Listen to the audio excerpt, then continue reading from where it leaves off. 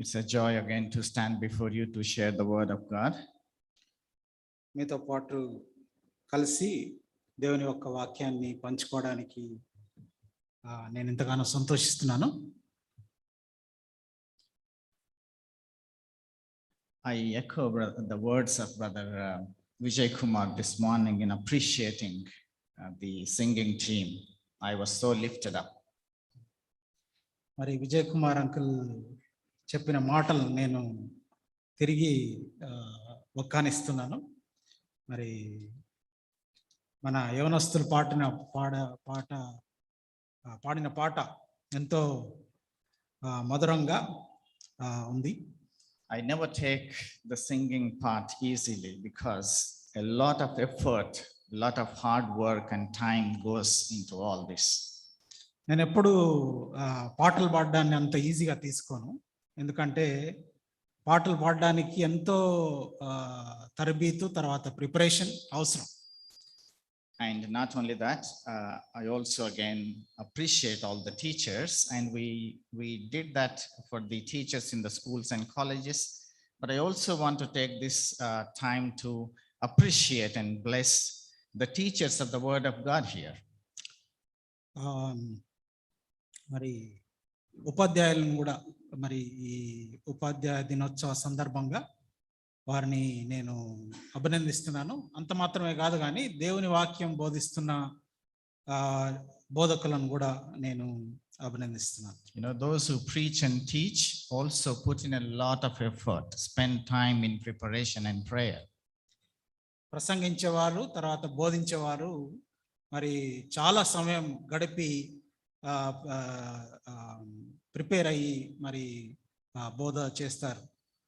So can I ask all of us to just stretch our hands wherever you are, just bless the teachers of the word in this church.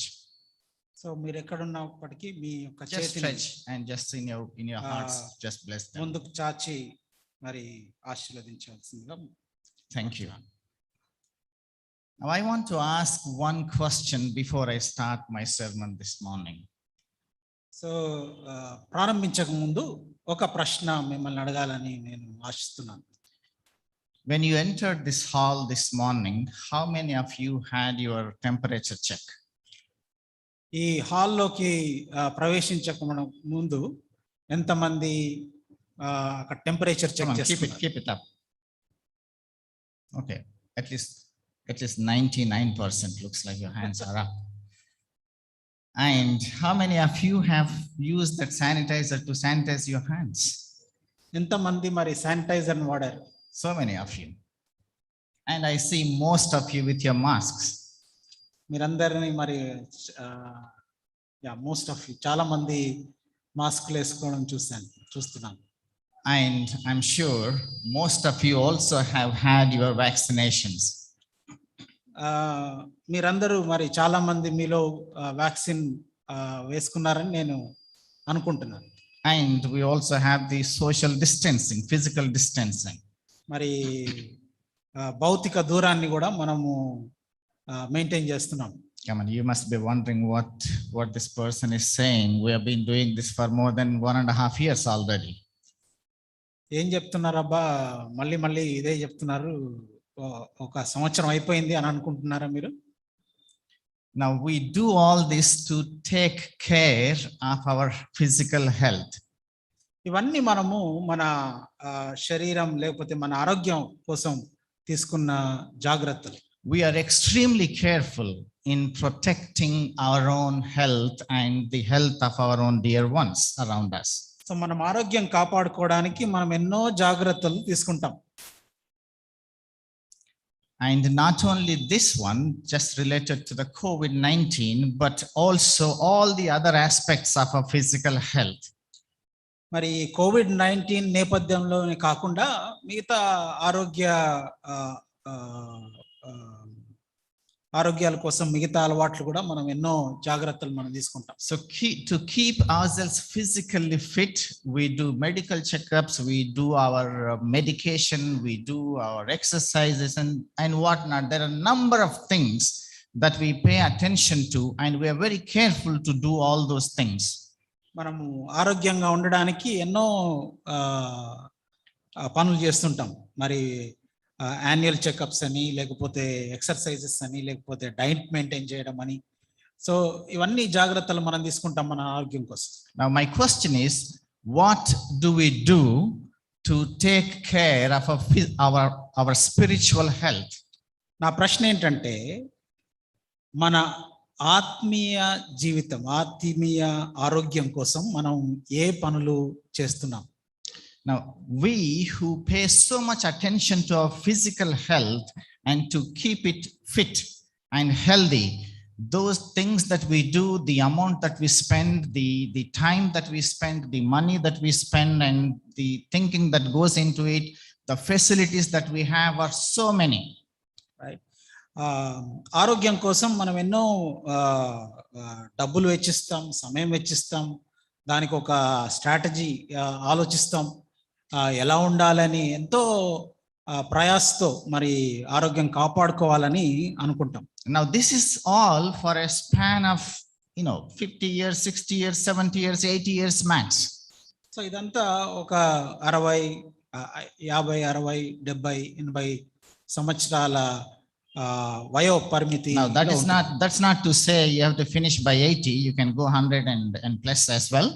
అంటే అట్లా అని చెప్పి 80తో ముగించమని చెప్పడం కాదు, కానీ మీరు 100 ఏళ్ల వరకు కూడా వెళ్ళొచ్చు. But what precautions do we take to protect our spiritual health, to keep ourselves fit spiritually?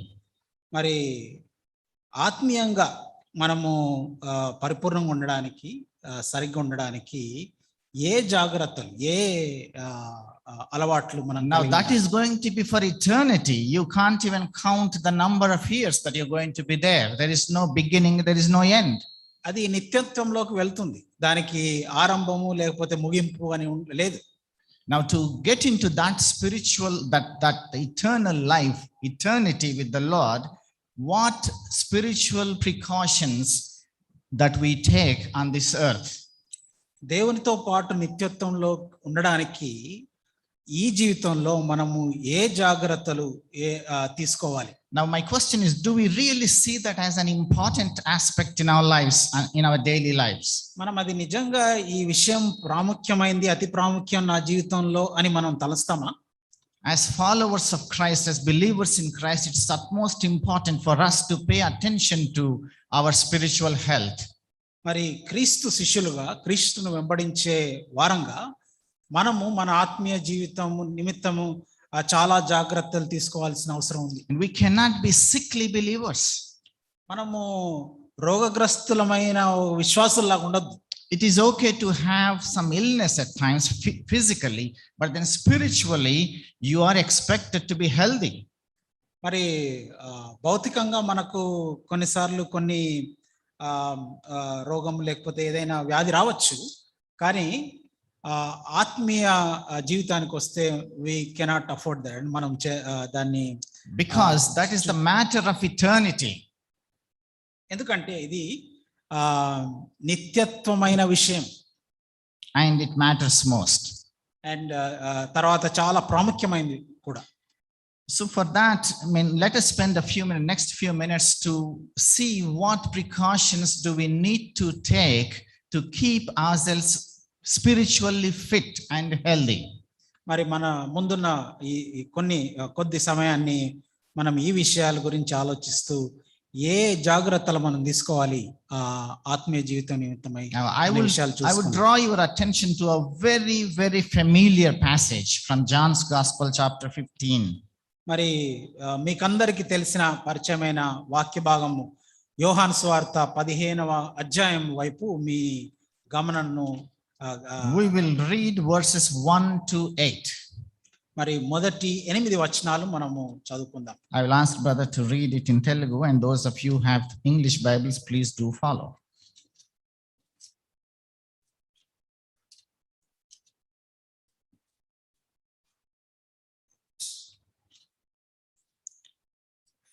యోహాను సువార్త 15వ అధ్యాయము మొదటి 8 వచనాలు. నేను నిజమైన ద్రాక్షావల్లిని, నా తండ్రి వ్యవసాయకుడు. నాలో ఫలింపని ప్రతి తీగను ఆయన తీసి పారవేయును. ఫలించు ప్రతి తీగె మరి ఎక్కువగా ఫలింపవలనని దానిలోని పనికిరాని తీగలను తీసివేయును. నేను మీతో చెప్పిన మాటను బట్టి మీరిప్పుడు పవిత్రులై ఉన్నారు. నా యందు నిలిచియుండుడి, మీ యందు నేనును నిలిచియుందును. తీగె ద్రాక్షావల్లిలో నిలిచి ఉంటేనే గాని తనంతట తానే ఎలాగూ ఫలింపదో, అలాగే నా యందు నిలిచి ఉంటేనే గాని మీరును ఫలింపరు. ద్రాక్షావల్లిని నేను, తీగలి మీరు. ఎవడు నా యందు నిలిచియుండునో, నేను ఎవని యందు నిలిచియుందునో వాడు బహుగా ఫలించును. నాకు వేరుగా ఉండి మీరేమీ చేయలేరు. ఎవడైనను నా యందు నిలిచియుండని ఎడల వాడు తీగ వలె బయట పారవేయబడి ఎండిపోవును. మనుష్యులు అట్టి వాటిని ప్రోగు చేసి అగ్నిలో పారవేతురు, అవి కాలిపోవును. నా యందు మీరును, మీ యందు నా మాటలను నిలిచిండిన ఎడల మీకేది ఇష్టమో అడుగుడి, అది మీకు అనుగ్రహింపబడును. మీరు బహుగా ఫలించటం వలన నా తండ్రి మహిమపరచబడును. ఇందువలన మీరు నా శిష్యులు అగుదురు. Thank you. Let us look to the Lord in prayer. Our gracious God, Heavenly Father, our source of life, you are the giver of life. We thank you, O God, and your word gives us life. As we meditate on your word, we pray that you will speak to us. Lord, our hearts are looking unto you. In Jesus' name, amen. Amen. Friends, we know that there is so much pollution around us in this world. మరి మనకు తెలుసు ఈ లోకంలో ఎంతో కాలుష్యం ఉంది. There is so much contamination in everything that we eat and drink today. మనము తీసుకుంటున్న ఆహార పదార్థాలు, తీసుకుంటున్న గాలిలో ఎంతో కాలుష్యం ఉంది. There is so much junk that we read, drink and eat and everything. మరి ఎంతో మరి జంక్ ఫుడ్ అంటాం కదా, సో అట్లాంటి ఆహార అలవాట్లు మనకున్నాయి. There are so many viruses around in the air. మరి ఎన్నో వైరస్లు మరి వాతావరణంలో ఉన్నాయి. And all these are a threat to our physical health. ఇవన్నీ మన ఆరోగ్యానికి ఒక థ్రెట్, లేకపోతే ఒక హానికరం. And looking at our spiritual health, there is so much sin and temptation around us. అదే విధంగా ఆత్మీయ జీవితం గురించి చూస్తే మరి పాపం ఎంతో ప్రబలి ఉంది ఈ లోకంలో. There is compromise, there is deception, there is evil. మరి మోసపూరితము, లేకపోతే ఈవిల్ ఈ లోకంలో ఉంది. The devil is all over everywhere, to drag us into one sin or the other, into temptations. మరి ఒకవైపు అపవాది మనల్ని శోధనలోకి లాగాలని చూస్తూ ఉన్నాడు. So there is constant threat to our spiritual health. మరి మన ఆత్మీయ జీవితానికి ఎంతో హాని కలిగించే ఈ వాతావరణంలో మనం. And it is needless to say that we cannot lead a carefree or careless life. మరి నాకు ఇష్టం వచ్చినట్లు నేను బ్రతుకుతాను అని అనడానికి వీలు లేదు. So we need a lot of spiritual attention, spiritual discipline, spiritual diet for us to keep ourselves spiritually healthy and fit. మరి ఆత్మీయంగా బలంగా ఉండడానికి మనము we need to take spiritual diet and spiritual discipline. ఆత్మీయ ఆహారం తీసుకోవాలి. తర్వాత క్రమశిక్షణ మనకుండాలి, ఆత్మీయ క్రమశిక్షణ మనకుండాలి. I want to suggest 4 spiritual disciplines this morning from the passage that we read. మరి 4 ఆత్మీయ నియమాలను మీ ముందు ఉంచాలని నేను ఆశిస్తున్నాను. Number 1, connected to the source of life. మరి జీవనాధారానికి కట్టుబడి ఉండడం, లేకపోతే కట్టబడి ఉండడం. Connected to the source of life. మరి జీవనాధారానికి అంటుపట్టుకొని ఉండడం. And secondly, cleansed by the word. మరి దేవుని వాక్యం చేత శుద్ధీకరించబడడం, అది రెండవది. Thirdly, continue the pruning process. మరి దిద్దుబాటు లేకపోతే సరిదిద్దడం అన్న విషయంలో కొనసాగింపబడడం. And fourthly, cultivate a life of prayer. ప్రార్థన జీవితాన్ని మన జీవితాల్లో అలవర్చుకోవడం. నాలుగవది, With regard to the first point, the connected to the source of life, it has to be a continuous thing. At no point you can be disconnected. మరి జీవనాధారాన్ని పట్టుకొని ఉండడం లేకపోతే దాన్ని కట్టుబడి ఉండడం అన్నది అది ఒక పరిమితి ఉన్నది కాదు, కానీ అది కొనసాగిస్తూ ఉండాలి మనం జీవితాంతం. And being cleansed by the word has to happen on a daily basis as మరి well. దేవుని వాక్యం చేత శుద్ధీకరించబడడం కూడా అది అనుదిన ప్రక్రియ. And continuing the pruning process as and when it is needed, you need to allow that pruning. మరి దిద్దుబాటు లేకపోతే సరిదిద్దుకోవడం జీవితాన్ని, అది కూడా అది ఒక కొనసాగుతున్న విషయం. And కొనసాగించాలి. the prayer habit, the cultivating the prayer life, it has to be without ceasing. That is what the Bible says, pray without ceasing. Right. మరి ప్రార్థన జీవితాన్ని కూడా అలవర్చుకోవాలి. ఎడతెగక ప్రార్థించుడి అన్న మాట మనం జ్ఞాపకం. Let us look at these four things in detail a bit. ఈ 4 విషయాలు కొన్ని వివరంగా మనం చూద్దాం.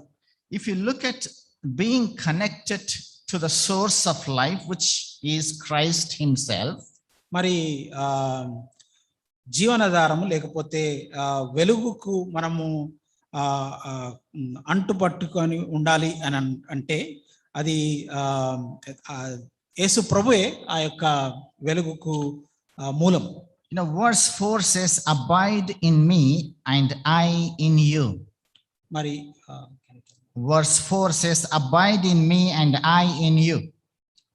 verse 4 4వ అధ్యాయంలో నా యందు నిలిచియుండుడి, మీ యందు నేనును నిలిచియుందును.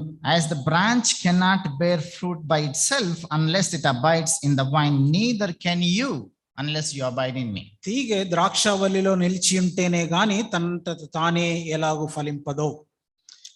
It simply means that unless you are in Christ, unless you are connected to Christ, you cannot live.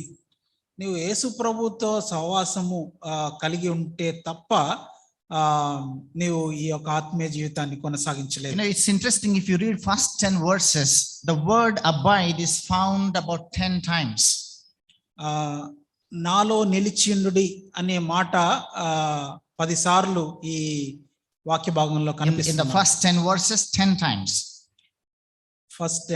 మొదటి 10 వచనాల్లో 10 సార్లు మనం చూడొచ్చు. And that tells us how important it is for us, for a believer, to be in Christ, remain in Christ, or be connected to Christ. ఆయనను నిలిచి ఉండడము అన్న మాటకు ఎంత ప్రాముఖ్యత ఉందో మనము దీన్ని బట్టి మనం తెలుసుకోవచ్చు. Hudson Taylor, a British missionary to China, said this. మరి హడ్సన్ టైలర్ గారు ఒక బ్రిటిష్ మిషనరీ చైనాలో పనిచేశారు. ఆయన చెప్పిన మాటలు ఇవి. Abiding in Jesus isn't fixing our attention on Christ, but it is being one with him. క్రీస్తులో నిలిచి ఉండడము అంటే ఆయనను చూస్తూ ఉండడం కాదు, కానీ ఆయనలో ఏకంగా ఆయనతో కలిసి ఉండడం. And he goes on to say, a man is abiding just as much when he is sleeping for Jesus as when he is awake and working for Jesus. I will read it again. A man is abiding just as much when he is sleeping for Jesus as when he is awake and working for Jesus. మరి మనం నిద్రపోతున్నప్పుడు ఎంతైతే యేసు ప్రభు విషయంలో లేకపోతే ఆయన నిలిచి ఉంటామో, మనము మన దిన జీవితంలో కూడా అంతే విధంగా నిలిచి ఉండాలి. That means at any given point of time, whether you're sleeping or awake, whether you're working or walking or sitting or doing anything, you are connected to Christ, and that is how you are spiritually alive. నువ్వు ఏం చేస్తున్నప్పటికీ, నిల్చున్నా నడుస్తున్నా ఎక్కడున్నప్పటికీ దేవునితో నిలిచి ఉండడం అన్నది ప్రాముఖ్యం. There is nothing secular, nothing sacred in your life. Everything do it as unto the Lord. That is how we read the Bible. మరి పవిత్రమైంది లేకపోతే ఇహలోక సంబంధమైంది అని ఈ రెండిట్లో తేడా ఏం లేదు, కానీ మీరు చేసిన ప్రతి పని దేవుని కొరకు చేస్తున్నట్టుగా చేయాలి. We talked about that word since worship time. We talked about that word, eternal word. మరి ఆరాధన సమయంలో మనము దేవుని యొక్క వాక్యము గురించి మనం చూసాము. This word from the beginning came and dwelt among us. మరి ఆది నుంచి ఈ యొక్క వాక్యము మనలో dwelt among us. Yes. మన మధ్య నివసించెను అన్నమాట. And then during the table time we were reminded that this word was crushed. మరి బల్ల సమయంలో we were crushed. That word was crushed. ఆ యొక్క వాక్యం అంటే యేసు ప్రభు నీ కోసం నా కోసం నలగగొట్టబడ్డాడు అన్న విషయాన్ని మనం Now what was the reason that this word which was from the beginning came and dwelt among us, and that word was crushed on the cross? What was the reason? We read that in John chapter 10 verse 10, where it says, where Jesus said, I came that they might have life and that they might have it abundantly. So he is the source of life. మరి ఆ వాక్యం ఆది అందున్న ఆ వాక్యము ఈ లోకానికి వచ్చి నలగబడడానికి ఉన్న కారణం ఏమిటి? He is the source of life. He came to give us life. ఆయన నీకు నాకు నిత్య జీవం ఇవ్వడానికి ఈ లోకానికి వచ్చాడు. Now the point is that whether you are connected to this source of life. మరి నీవు ఈ యొక్క వెలుగుకు the life, source of life. ఈ జీవాధారానికి నీవు అంటు పట్టుకొని ఉన్నావా లేకపోతే పట్టుకొని ఉన్నావా? Look at a fetus, a baby in the womb, mother's womb. There is that connection that sends everything that the baby needs for the growth to be alive in the tummy. మరి శిశువు స్త్రీ గర్భంలో ఉన్నప్పుడు మరి ఆ పోషణ కోసం మరి తల్లి నుంచి మరి ఆ పోషకాలన్నీ అందించడానికి ఆ శిశువు, I think we call that umbilical cord, right? Umbilical card అని అంటాం కదా. If that is not working properly, there is no life passing. Everything that is needed for the growth of the child and the baby to be alive is not there any longer. మరి ఈ umbilical card సరిగ్గా పనిచేయకపోతే శిశువు యొక్క ఎదుగుదల జరగదు. Likewise, if you and I are believers in Christ, if you and I are not connected to the source of this life, that is Jesus Christ, then our life, it can be sickly, it can be undergrowth, it can be underweight, and you can be dead spiritually. Right? అదే విధంగా మనము ఆత్మీయ జీవితంలో యేసు ప్రభుతో ఆ యొక్క connection లేకపోతే, ఆయనలో నిలిచి ఉండకపోతే మనం కూడా ఆత్మీయంగా మరుగుజ్జులుగా ఉండే అవకాశం ఉంది. In Romans chapter 11 verse 17, Paul reminds us about the original branches and the wild olive branches, being in one olive tree. You can just translate. రోమిలకు రాసిన పత్రికలో పౌలు ఓలివ్ మొక్కల్లో మంచి మొక్కలు, తర్వాత the original branches which are the Jews themselves, and us as Gentiles, the wild olive branches, we are brought into one root, one olive tree, and we are grafted into this. Original అంటే ఓలివ మొక్క, నిజమైన ఓలివ మొక్క ఏదైతే ఉందో దానికి మనము అంటుకట్టబడ్డాం. ఎందుకంటే మనం అన్యులం, జెంటైల్స్ కాబట్టి. So we all know, at least we understand this word grafting, right? We are grafted into this tree. అంటు కట్టబడడం అనే పదం మనకు అర్థమవుతుంది కదా. We are not originally from that promised life that God gave to Israel, the Jews. మరి వాగ్దాన ప్రజలు కాదు మనం నిజానికి మొదట్లో. But then the Lord brought us because of what Jesus did, and through Jesus he brought us and grafted us into this. యేసు ప్రభు ద్వారా మనలను అన్యులమైన మనలను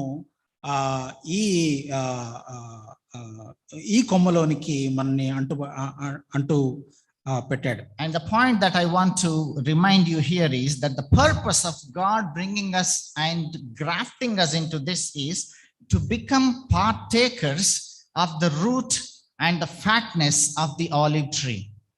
మరి మనల్ని ఈ యొక్క ఆలివ మొక్కలో, నిజమైన ఆలివ మొక్కలో అంటుపెట్టడానికి కారణం ఏంటంటే మనము ఆ యొక్క ఒలివ మొక్కలో ఉన్న we draw that fatness from that tree, from that root. ఆ సమృద్ధిలో నుంచి మనం పొందాలనే ఉద్దేశంతో దేవుడు. It is simply to say our life comes from Christ. Our life comes from Christ. మనకు జీవము యేసు ప్రభులో నుంచి వస్తుంది. And at any point, if there is a disconnection, or if the connection is weak, or if it is twisted, if there is a block, what happens? You do not get that spiritual life into you. ఒకవేళ నీవు అంటుకట్టి ఉండకపోతే, లేకపోతే యేసు ప్రభులో నిలిచి ఉండకపోతే, నీవు ఆ యొక్క ప్రేమను, ఆ యొక్క జీవితాన్ని ఆస్వాదించలేవు. Unless you pay attention to this connection to keep it always clear and connected, your nourishment is blocked. మరి ఒకవేళ నీవు యేసు ప్రభులో నిలిచి ఉండకపోతే మనము పోషకాహారాలు పొందలేము. They are blocked somehow or the other. There is a block. ఈ పోషకాహారాలు లేకపోతే ఆత్మీయ విషయాలు మన జీవితంలోనికి రాకుండా పోతాయి. I don't know how many of you understand this malnourishment. I'm sure so many of you do understand. If there are doctors, do understand. Nutritionists do understand. Parents, you do understand. The children sometimes, if they don't get proper diet, they are malnourished. పోషకాహార లోపము అన్నది విషయం మనకు అందరికీ తెలుసు కదా. Especially తల్లిదండ్రులు అయిన మనకు పిల్లలకు పోషకాహారాలు ఎంత అవసరం వారి ఎదుగుదల నిమిత్తం. There is also something called stunting. మరి ఈ ఎదుగుదలను ఆపే ప్రక్రియ కూడా ఇంకొకటి ఉంది. If you are not nourished well, if the child is not nourished well, the child's growth is called stunted. The child is stunted, meaning the height for age is not enough. Right? పోషకాహారాలు పిల్లలకు రాకపోతే వాళ్ళు ఎదగలేరు, వాళ్ళ ఎదుగుదల స్తబ్దింపబడుతుంది. So if there is a poor nutrition, if there is any disease, illness and virus, many factors can cause this stunting. మరి ఈ పోషకాహార లోపము, లేకపోతే వ్యాధులు, లేకపోతే మనము జీవిస్తున్న ఈ యొక్క పరిస్థితులు మరి ఈ ఎదుగుదలకు అడ్డుగా ఉంటాయి. Those of you are parents of little kids, you take the baby every month to the doctor to see the growth, the height and the weight of the baby. మరి తల్లిదండ్రులుగా మనము పిల్లల్ని పెంచుతున్నప్పుడు రెగ్యులర్ గా డాక్టర్ దగ్గరికి తీసుకుపోవడం, తర్వాత వాళ్ళకు వయసుకు తగ్గ ఎదుగుదల ఉందా లేదా, వయసుకు తగ్గ ఎత్తు బరువు ఉన్నారా లేదా అని మనం చెక్ చేపిస్తాం. These days we have so much to eat, and so we grow in all directions, but then there is so much of malnutrition around the world in poor countries. మరి ఈ రోజుల్లో మనకు ఆహారం ఎంతో అందుబాటులో ఉంది. మరి అది ఏ ఆహారం అయినా కావచ్చు, మంచి ఆహారము లేకపోతే జంక్ ఫుడ్ అయినా కావచ్చు. But there are many countries, many areas around the world where the children are malnourished, children are stunted. మరి అదే విధంగా మరి మిగతా కంట్రీస్లో లేకపోతే మిగతా దేశాల్లో పోషకాహారాలు లేకపోవడం, లేకపోతే ఆహారం ఉండకపోవడం అన్న పరిస్థితుల్లో చాలా ఉన్నారు. అంటే కరువు లాంటి పరిస్థితి. So the point I'm trying to draw towards is whether we are spiritually undergrown, whether we are spiritually stunted.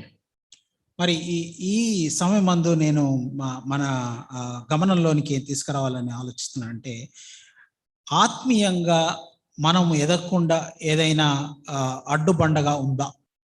In Revelation chapter 3 verse 1, the message of Christ to the church at Sardis, he says, I know your works, that you have a name, that you are alive, that you are living, but you are dead.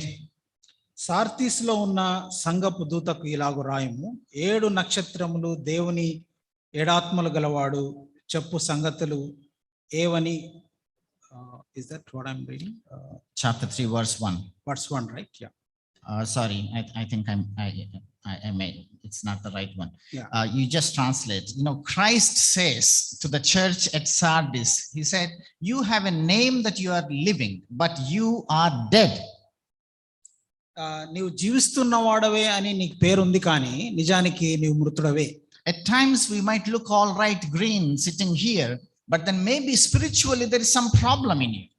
మరి చాలాసార్లు మనం బాగానే కనిపించవచ్చు పైకి, కానీ మనం ఆత్మీయంగా ఎంతో దీనస్థితిలో ఉండవచ్చు. At times you simply sit in the presence of the Lord in front of the word of God to check whether you are still alive in Christ. మరి దేవుని సన్నిధిలో కూర్చొని మనం మనల్ని పరీక్షించుకుంటే అసలు నిజానికి నేను ఆత్మీయంగా బలంగా ఉన్నానా అని మనము, am I alive in Christ?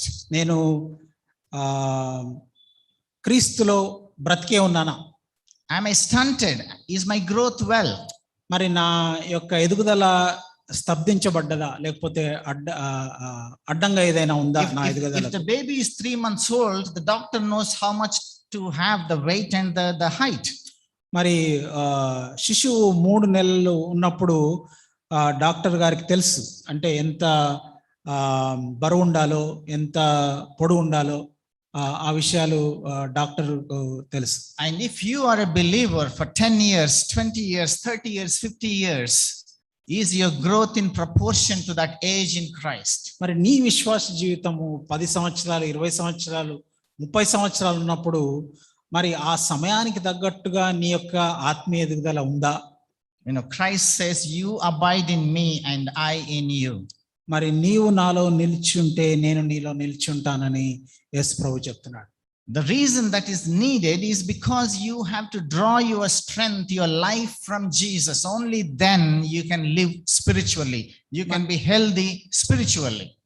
మరి యేసు ప్రభు ఇస్తున్న ఆ యొక్క ఆత్మీయ ఆహారాన్ని, వాక్యపు ఆహారాన్ని నీవు తీసుకుంటేనే గాని నీవు ఆత్మీయంగా బలంగా ఆత్మీయ ఎదుగుదలలో ఉండలేవు. He says, you abide in me as I abide in you. Let's look at those two. నీవు నాలో నిల్చుంటే, you abide in me as I abide in you. And నేను నీలో తండ్రిలో నిలిచినట్టు కదా, నేను మీ యందు నిలిచినట్టు మీరు నా యందును నిలిచియుండుడి. So it is that Jesus is in us. That's what we feel, right? At least we feel and say that Jesus is in us. యేసు ప్రభు నాలో ఉన్నాడు అని మనం అనుకుంటాం కదా. But the question is, have you ever asked, are you in Christ? మరి అసలు ప్రశ్న ఏంటంటే, అసలు నీవు క్రీస్తులో ఉన్నావా? It is not enough if he is in you. You must be in him too. ఆయన నీలో ఉండడంతో సరిపోదు, కానీ నీవు ఆయనలో ఉండాలి. Paul says, it is no longer I who live, but Christ lives in me. జీవించువాడను నేను కాను, క్రీస్తే నాలో జీవించుచున్నాడు. It is Christ that has to live in you and through you. So the one that must be seen in you and through you must be Christ himself and not you. మరి నిన్ను వేరే వాళ్ళు చూస్తున్నప్పుడు క్రీస్తును నీలో చూడాలి, నిన్ను కాదు. So it's not about the small tiny cross and Christ in your heart somewhere in a corner, but Christ covering you totally. It has to be Christ that has to be seen through you. నీ పాకెట్లోనో లేకపోతే మెడలోనో నీ యొక్క In సిలువ your heart. గుర్తు It's not simply in your heart. Yeah. You say Christ is in me inside somewhere in a corner. నీ హృదయంలో నా హృదయంలో క్రీస్తున్నాడు అని చెప్పడం కాదు, కానీ ఆ క్రీస్తు నీ జీవితం ద్వారా ప్రదర్శింపబడాలి. Only then, as you grow in your spiritual journey, in your born again experience, if you are 10 years, 20 years, 30 years, 50 years, you are a Christian, is Christ growing in you? మరి నీ విశ్వాస జీవితంలో 10 సంవత్సరాలు, 20 సంవత్సరాలు, 30 సంవత్సరాలు నువ్వు కొనసాగుతూ ఉండగా యేసు ప్రభు నీలో కనిపిస్తున్నాడా? యేసు ప్రభు నీ జీవితం యేసు ప్రభువును ప్రదర్శిస్తుందా అన్నది. If Christ got a little bit of place in your heart when you believed in him, as you grow in your spiritual journey, Christ has to grow, meaning he has to be seen in you. మరి క్రీస్తు నీ హృదయంలోకి వచ్చిన తర్వాత అంచెలంచెలుగా ఆయన యొక్క ప్రభావం నీపై ఉంటూ ఎదుగుతూ ఉండాలి. So it's not about us growing, but Christ in us must grow and be seen. మరి మనం మాత్రమే ఎదగడం కాదు, కానీ యేసు ప్రభు యొక్క లక్షణాలు మనలో ఉండాలి, మనం ఆయనలో ఎదగాలి. That is how it is when we say you abide in me as I abide in you. మరి ఆయన నిలిచి ఉండడము అంటే అది. I am in Christ and Christ is in me. నేను క్రీస్తులో ఉన్నాడు, క్రీస్తు నాలో ఉన్నాడు. It is extremely important for our spiritual life. మరి మన ఆత్మీయ జీవితం కోసం ఇది చాలా చాలా ప్రాముఖ్యమైన విషయం. Very important for our spiritual health. మన ఆత్మీయ ఆరోగ్యం కోసం ఎంతో ప్రాముఖ్యమైన విషయం ఇది. Take every precaution that is needed to remove any block that blocks you from the life of Christ. మరి నీ ఆత్మీయ జీవితానికి అడ్డుగా వస్తున్న ప్రతిదీ దాన్ని నిలవరించుకోవడానికి నీవు తప్ప అన్ని జాగ్రత్తలు నీవు తీసుకోవాలి. I have to move to my next points, which I'm running out of time. రెండవ అంశంలోనికి వెళ్దాం. Cleansed by the word. దేవుని వాక్యం చేత శుద్ధీకరించబడ్డాము. Look at verse 3. It says, already you are clean because of the word that I have spoken to you. నేను మీతో చెప్పిన మాటను బట్టి మీరిప్పుడు పవిత్రులై ఉన్నారు. And in John chapter 13 verse 10, Jesus said, when he was actually washing the feet of the disciples, when Peter asks, wash me my whole body, Jesus said, he who is bathed needs only to wash his feet, but is completely clean, and you are clean. మరి యేసు ప్రభు పేతురు దగ్గరకు వచ్చి తన పాదాలు కడుగుతానని చెప్పినప్పుడు నా పాదాలే కాదు నా శరీరం అంతా కడగమని చెప్తే యేసు ప్రభు ఏమంటున్నాడంటే, స్నానం చేసిన వాడు పాదములు తప్ప మరి ఏమీ కడుక్కొనక్కర్లేదు, అతడు కేవలము పవిత్రుడయ్యను. Now we are all clean because of what Christ has done and the word that he has pronounced already, that we are justified in him. మనము యేసు ప్రభువును బట్టి నీతిమంతులుగా తీర్చబడ్డాము. But then what is needed is a daily cleansing, daily sanctification. మనకి ఏం అవసరం అంటే ప్రతి దినము ఈ యొక్క పరిశుద్ధతలో ఉండడం, పరిశుద్ధమైన జీవితం కలిగి ఉండడం అన్నది ప్రాముఖ్యం. Living in cities we don't understand with our full suit and boots and everything, but then if you go to the rural areas, every time somebody came home from outside, they remove their footwear, they wash their feet and go into the house. మరి మనము villages లేకపోతే గ్రామాల్లో వెళ్తే వాళ్ళు బయటకు వెళ్ళినప్పుడల్లా, ఇంటికి వచ్చినప్పుడు, బయట నుంచి వచ్చినప్పుడు వాళ్ళు తన పాదాలు చెప్పులు బయట వదిలిపెట్టి పాదాలు గడుక్కొని లోపలికి వస్తారు. Now why is that feet washing needed? Because of the dust and the pollution that happens as you walk around the streets, and so you come back and clean. మరి మన పాదాలు ఎందుకు కడుక్కోవాలి అంటే, మనం ఊరంతా తిరిగినప్పుడు దుమ్ము ధూళి మన పాదాలకు అంటుకుంటుంది కాబట్టి అదంతా క్లీన్ చేసుకోవడానికి మనం కడుక్కోవాలి. Now how does that apply to our spiritual life and spiritual health? మరి ఇది మన ఆత్మీయ జీవితం కోసం ఎలా ఉపయోగపడుతుంది? Now Christ has already justified us because of what he has done on the cross. When you accepted Jesus, he said you are justified. యేసు ప్రభు శిలువలో చేసిన త్యాగాన్ని బట్టి నీవు నేను నీతిమంతులుగా తీర్చబడ్డాము. But then there is this daily pollution that you contaminate yourself with.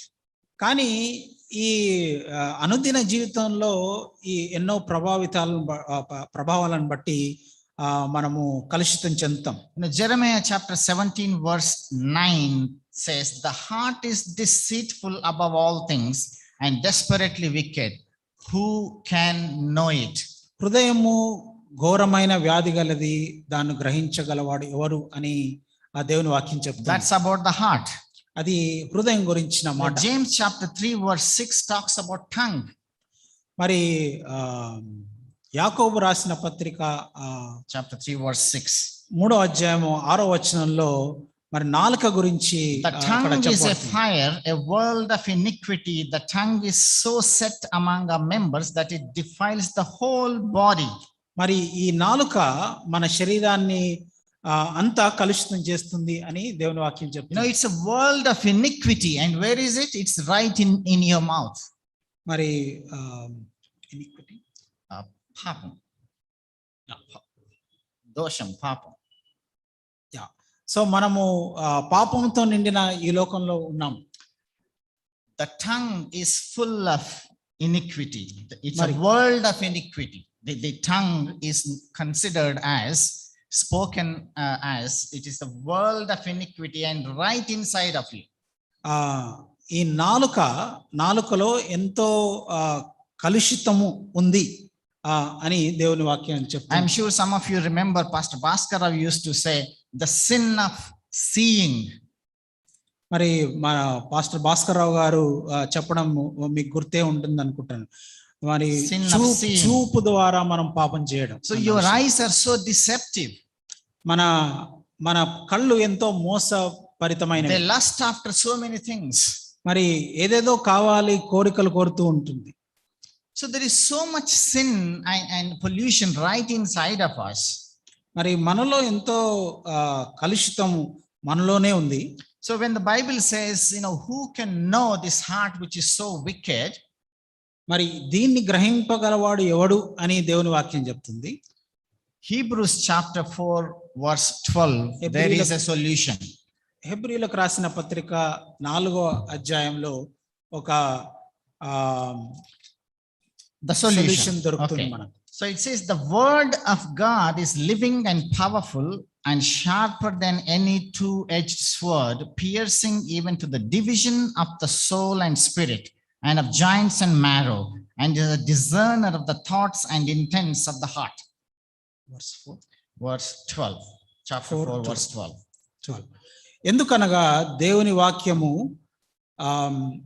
సజీవమై బలము గలదై రెండంచులు గల ఎటువంటి ఖడ్గము కంటెను వాడిగా ఉండి ప్రాణాత్మలను కీళ్లను మూలుగలను విభజించినంత మట్టుకు దూరుచు హృదయం యొక్క తలంపులను ఆలోచనలను శోధించుచున్నది. So how can you detect the sin inside of you? మనలో ఉన్న పాపాన్ని మనం ఎలా గుర్తించగలం? It is the word of God that scans. మరి దేవుని వాక్యము మనల్ని స్కాన్ చేస్తుంది. It is like a MRI. అది ఒక MRI స్కాన్ లాంటిది. It can scan every part, every cell of your body. మరి ప్రతి నీలో శరీరంలో ఉన్న ప్రతి భాగాన్ని, ప్రతి అంగాన్ని మరి scan చేయగలగా. Who can know your heart and mind? ఎవరు నీ యొక్క మనస్సును లేకపోతే నీ యొక్క హృదయాన్ని గ్రహింపగలరు? Not your wife, not your husband. నీ భార్య కాదు, లేకపోతే నీ యొక్క భర్త కాదు. The word of God can pierce into your heart and into your mind and into your thoughts. దేవుని వాక్యము నీలో దూరుకొని పోతుంది. అంటే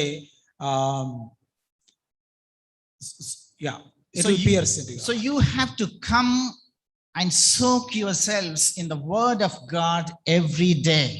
మరి దేవుని వాక్యము అనే వాక్యముతో మనం ఉదక స్నానము చేసుకోవాల్సిన అవసరం ఉంది ప్రతి దినం. Because only the word of God can show you who you are.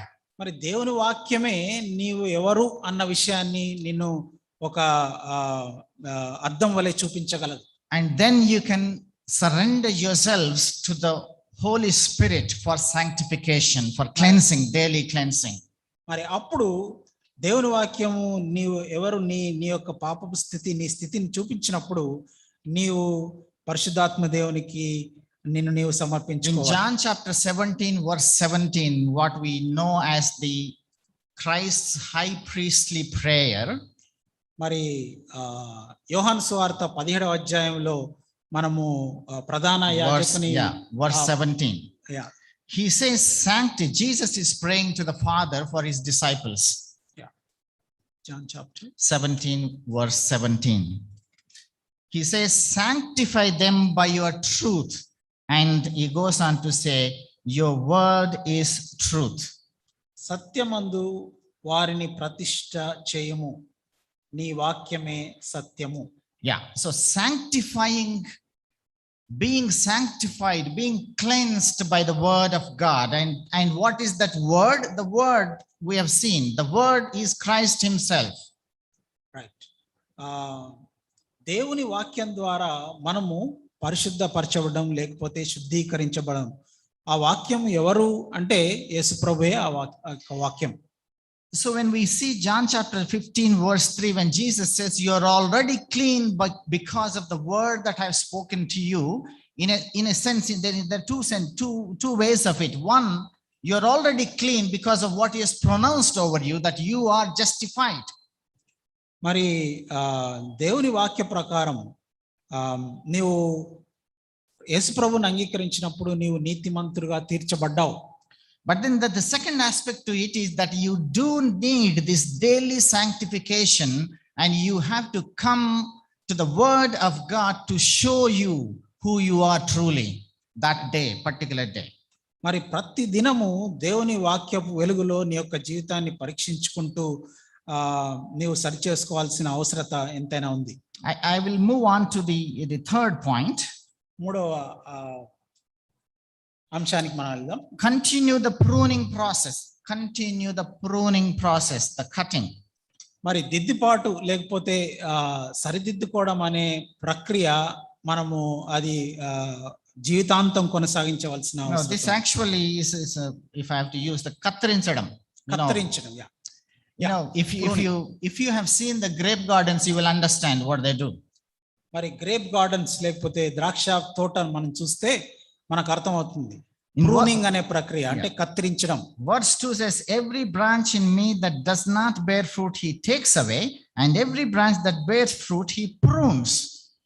మరి ఫలించని ప్రతి తీగను కత్తిరించేయడము, తర్వాత ఫలించే ప్రతి తీగను సరి చేయడం లేకపోతే తీసివేయడము, కత్తిరించటము. తీసి పారవేయడం ఒకటి. Let me explain. There are two aspects to it. రెండు అంశాలు ఉన్నాయి ఇక్కడ. There is cutting off, there is cutting back. ఒకటేమో తీసి పారవేయడము, ఇంకొకటేమో తిరిగి కట్టడం. If a certain branch is not bearing fruit, he cuts it off totally. మరియు ఫలించని ప్రతి తీగను కత్తిరించి పారవేయబడేది. And the second aspect to it is the branch that is bearing fruit, he prunes it, meaning he cuts it back a little bit. మరి ఫలిస్తున్న తీగల్ని ఇంకా ఎక్కువగా ఫలించడానికి దాన్ని కట్టడం. Both are necessary. ఈ రెండు ప్రక్రియలు అవసరమే. You and I have been chosen. God has chosen us to bear fruit for him, and much fruit. ఆయన కోసం ఫలించాలి అని నిన్ను నన్ను యేసు ప్రభు దేవుడు ఎన్నుకున్నాడు. And that is his purpose. అదే ఆయన యొక్క ఉద్దేశం. You cannot be spiritually barren. మరి నీవు ఆత్మీయంగా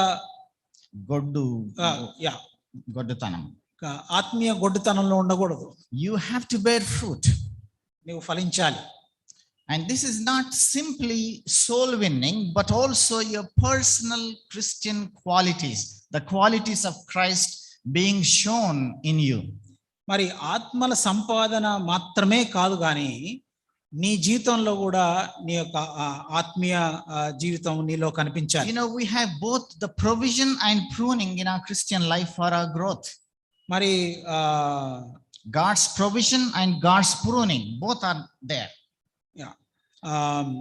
దిద్దుబాటు లేకపోతే సరిచేయడము అన్నది తర్వాత God giving us what we need for our దేవుడు growth. మన ఆత్మీయ జీవితం కోసం ఏం కావాలో అది కూడా దేవుని వాక్యంలో In Isaiah chapter 5 verses 1 to 4 it says, Isaiah chapter 4 verses 1 to 4, my well beloved has a vineyard and a very fruitful hill. He dug it up and cleared out its stones and planted it with the choicest wine. And he built a tower in its midst and also made a winepress in it. And he is saying, what else I could have done? You can just translate to what I'm saying here. He says, the Lord has planted a vineyard and a fertile hill, meaning he chose a wonderful place. The ground was so fertile. మరి ఎంతో సస్యశ్యామలమైన ప్రదేశంలో చూస్ చేసుకొని ఒక మంచి బలమైనటువంటి నేల. So he planted సారవంతమైన నేలలు లో he planted that vineyard. ద్రాక్ష తోటను వేశాడు. Then he dug it up and he removed every stone that is not needed there.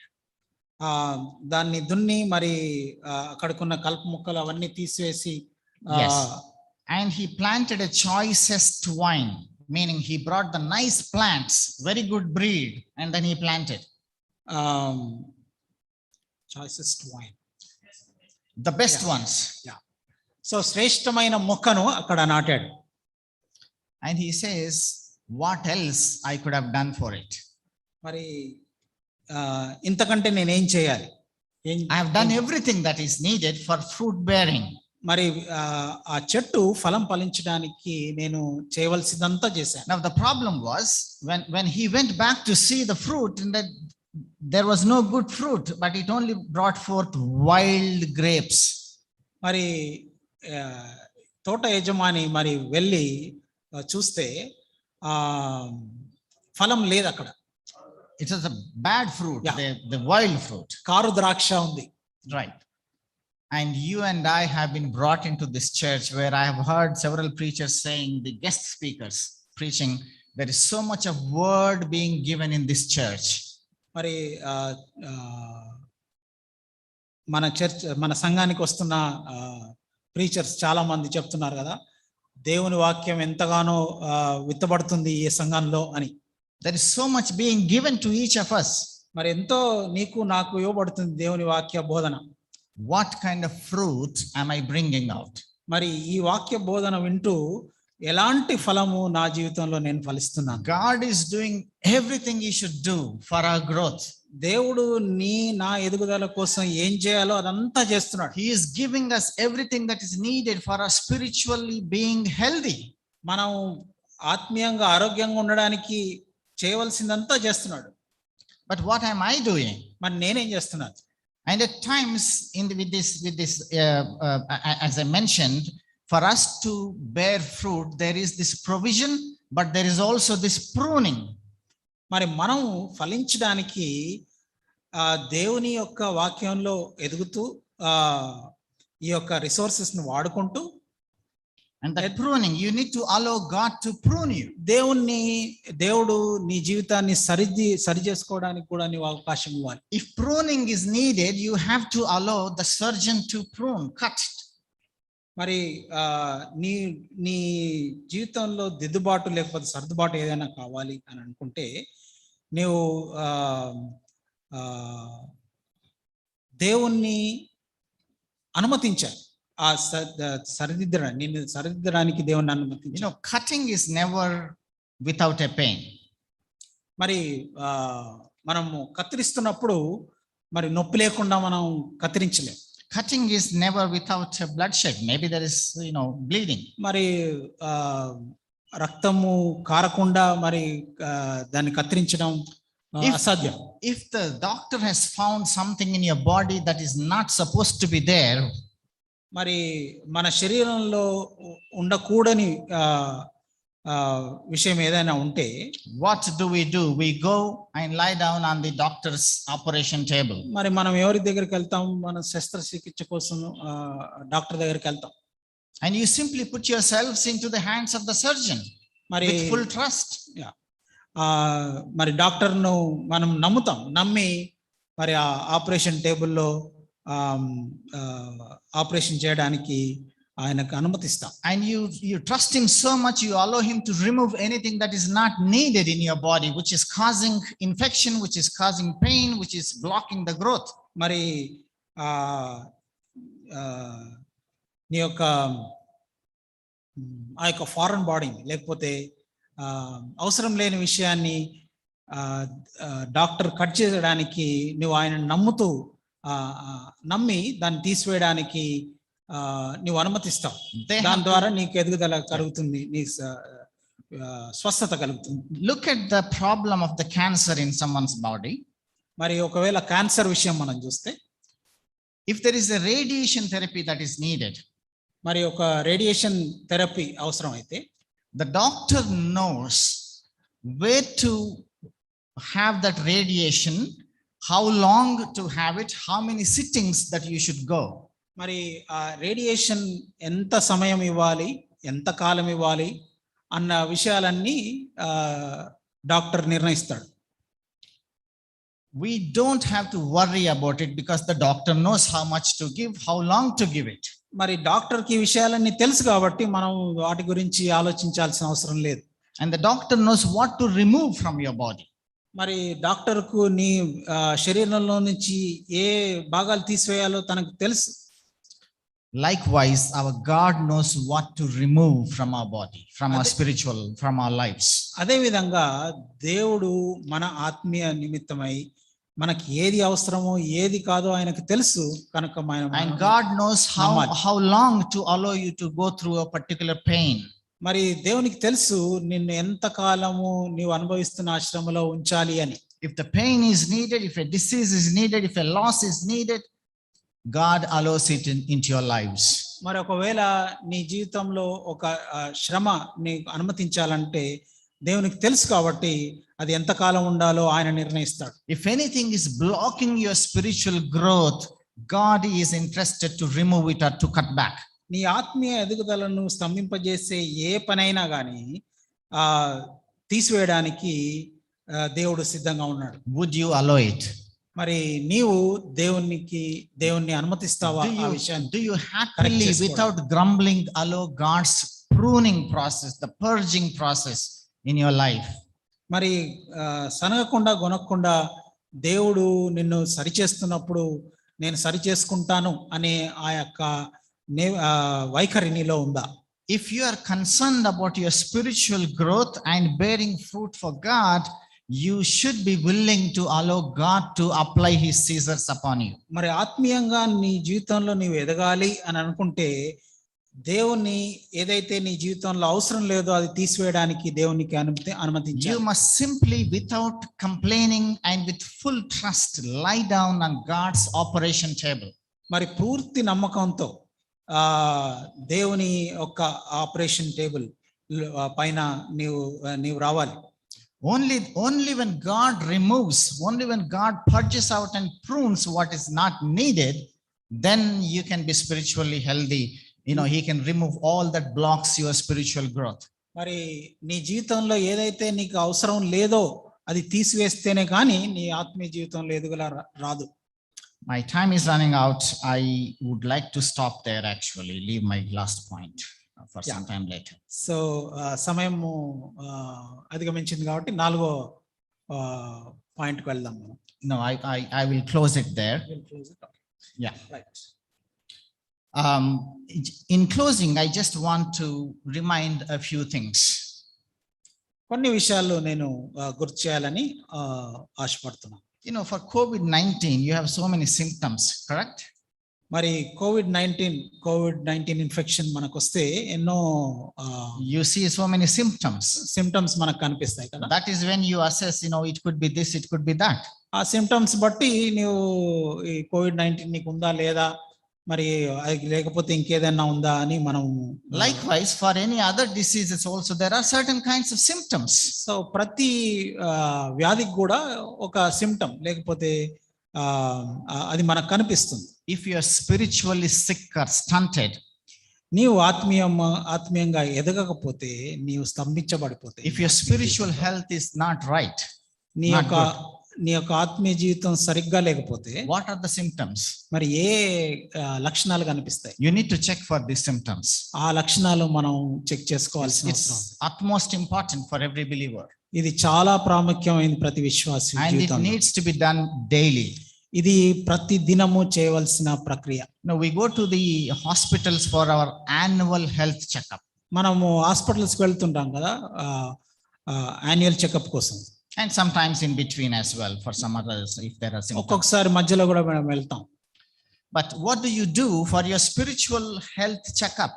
మరి నీ యొక్క ఆత్మీయ జీవితం బాగుంది అని చెప్పుకోవడానికి ఏ రకమైన చెక్ పాయింట్స్ నువ్వు తీసుకుంటావు? Now it's not a rocket science, it's very clear in the Bible. అది ఒక రాకెట్ సైన్స్ కాదు, కానీ దేవుని వాక్యంలో చాలా తేటగా ఉంది. In Galatians chapter 5 verses 19 to 21. గలతీయులకు రాసిన పత్రిక 5వ అధ్యాయము 19వ వచనం నుంచి it says, now the works of the flesh are evident, which are adultery, fornication, uncleanness, lewdness, idolatry, sorcery, hatred, contentions, jealousies, outbursts of wrath, selfish ambitions, dissensions, heresies, envy, murders, drunkenness, rivalries, and the like. Meaning the list can go on.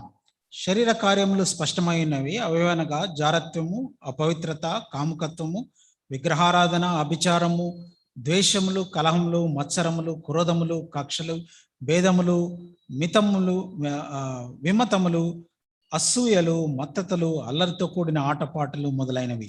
Now for us to say I'm spiritually sick, I don't need to have all of those symptoms. మరి నేను ఆత్మీయంగా ఎదగడం లేదు, లేకపోతే అనారోగ్యంగా ఉన్నాను అంటే మరి ఇవన్నీ ఉండాల్సిన అవసరం ఏం లేదు. Maybe there is one or two in you. ఏదో ఒకటో రెండో ఉండొచ్చు. Maybe there are two or three in you. లేకపోతే రెండో మూడో ఉండొచ్చు. Maybe I have something else and you have something else. మరి నాలో వేరే అయి ఉండొచ్చు, నీలో వేరేది అయి ఉండొచ్చు. All of us fall short of it, one or the other here. మనం అందరము ఏదో ఒక లోపంతో ఉన్నాం. Now those are the symptoms to tell you that you are spiritually sick. There is some symptom. ఈ లక్షణాలు మనం మన ఆత్మీయ స్థితిగతిని చెప్పగలం. And we need to come to the word of God and allow God's Holy Spirit to sanctify us and keep sanctifying us every day. మనం ప్రతి దినము దేవుని వాక్యపు వెలుగులో మన జీవితాలని పరీక్షించుకుంటూ మనం పరిశుద్ధపరచుకుంటూ పడుతూ ఉండాలి. We have to intentionally come under the word of God. మనం ఇష్టపూర్వకంగా దేవుని యొక్క వాక్యపు ఆధీనంలోనికి రావాలి. We have to come onto the operation theater of God. మరి దేవుని యొక్క శస్త్రచికిత్సాలయంలోనికి మనం రావాలి. Allow God to prune and purge if there is something. దేవుని మనల్ని సరిదిద్దుకోవడానికి ఆయనను అనుమతించాలి. So I will close with this couple of questions now. రెండు ప్రశ్నలతో నేను ముగించాలనుకుంటున్నాను. Do you carry out your spiritual temperature check daily? మరి ఆత్మీయ స్థితిగతులు నీవు ఎలా ఉన్నాయి అని నువ్వు చెక్ చేస్తున్నప్పుడు ప్రతిదినం, at least now we are getting used to this checking, right? Our physical health every day. మనకి ఇదంతా ఒక అలవాటుగా మారిపోయింది కదా, ప్రతిసారి మనం చెక్ చేసుకోవడం, శానిటైజేషన్ లేకపోతే మాస్క్ ఇవన్నీ. Now can I encourage all of us to do this spiritual health check daily? మరి ఆత్మీయంగా కూడా మనం చెకప్ చేసుకోవడానికి తీర్మానం చేసుకుందాం. Go to the word of God daily. Let the word of God scan you. ప్రతి దినము దేవుని వాక్యం చదువుదాం. దేవుని వాక్యము నీ పరిస్థితిని చూపించనిద్దాం. The second question. రెండో ప్రశ్న ఏంటంటే, how do you guard yourself against the devil's attacks? మరి అపవాది చేస్తున్న ఆ యొక్క కుతంత్రాలను నువ్వు ఎలా అడ్డుకుంటావు? To protect ourselves physically, we are doing lots of things. We have so many coverings. We have face masks, we have face shields, and we have gloves. And in the beginning, there used to be this full PPE, the equipment people used to wear. మనం మన ఆరోగ్యాన్ని కోసం ఈ COVID-19 నేపథ్యంగా మరి PPE kits అని లేకపోతే mask అని ఇవన్నీ చేస్తున్నాం మనం. Now, allow God, take God's full armor on you to protect yourself from every attack of the devil, attack of the viruses. Armour of God. దేవుని సంపూర్ణ కవచం. యా, సర్వాంగ కవచాన్ని ధరించుకోవాల్సిన అవసరం మనకుంది. Very much needed to pay attention to our spiritual health, my brothers and sisters. మన ఆత్మీయ ఆరోగ్యం కోసమై మనం ఎంతో జాగ్రత్తలు తీసుకోవాల్సిన We cannot afford to be careless. మరి మనం కేర్లెస్ గా ఉండడానికి వీల్లేదు. Because there is so much around us that can destroy our physical, our spiritual health. మన ఆత్మీయ జీవితాన్ని మరి